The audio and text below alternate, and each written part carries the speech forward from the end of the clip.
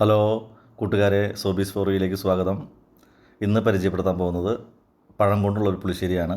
അതിലേക്ക് ആവശ്യമായുള്ള സാധനങ്ങളാണ് ഈ കാണുന്നത്: നാളികേരം, പഴം, കടുക്, ഉലുവ, ചുവന്നുമുളക്, മഞ്ഞൾപ്പൊടി, മുളക് പൊടി, പച്ചമുളക്, വേപ്പില, ജീരകം, ചെറിയുള്ളി, തൈര്.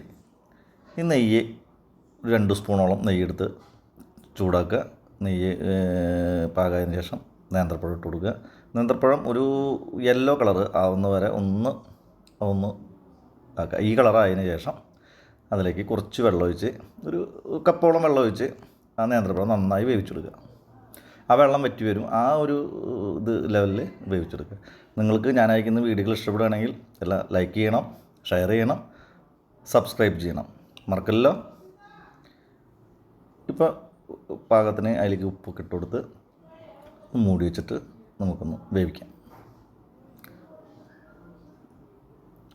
ഇപ്പോൾ അല്പം മഞ്ഞൾപ്പൊടിയാണ് ഇട്ട് കൊടുത്തിട്ടുള്ളത്. മഞ്ഞൾപ്പൊടി ഇട്ട് കൊടുത്തു. അതിനുശേഷം ഉപ്പ്, നമുക്ക് ഇനി ഇൻഗ്രീഡിയൻസ് അരപ്പൊക്കെ ചേർക്കാനുണ്ടോ. അതിനുശേഷം ഇപ്പോൾ ഏകദേശം വെള്ളം വറ്റി വന്നുകൊണ്ട് അതിനുശേഷം ഒന്ന് മൂടി വയ്ക്കുക. മൂടി വെച്ചിട്ട് ഒരു മിനിറ്റ് ആകുമ്പോഴേക്കും വെള്ളമൊക്കെ വറ്റി വന്നു. ഇനി നമുക്കിതിലേക്ക് അരപ്പാണ് ചേർക്കുന്നത്: പച്ചമുളക്, നാളികേരം, തൈര്, അതുപോലെ ജീരകം, അതുപോലെ ഐറ്റംസൊക്കെ നമ്മൾ ചേർത്തെല്ലാം കൂടിയിട്ട് ഇതിലേക്ക് അരപ്പാണ് ഇനി ചേർക്കാൻ വേണ്ടി പോകുന്നത്.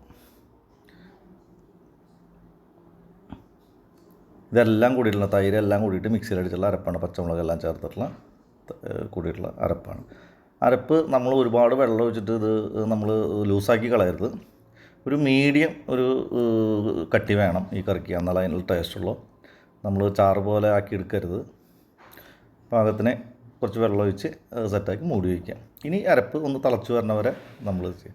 അതിനിടയിൽ നമ്മളിപ്പോൾ ഇട്ട് കൊടുത്തത് എന്താണെന്ന് വെച്ചാൽ ശർക്കരയുടെ സിറപ്പാണ്. ശർക്കര നമ്മൾ ഉരുക്കി വെച്ചിട്ടുണ്ടായിരുന്നു. ഉപ്പ് നോക്കുക പാകത്തിന്.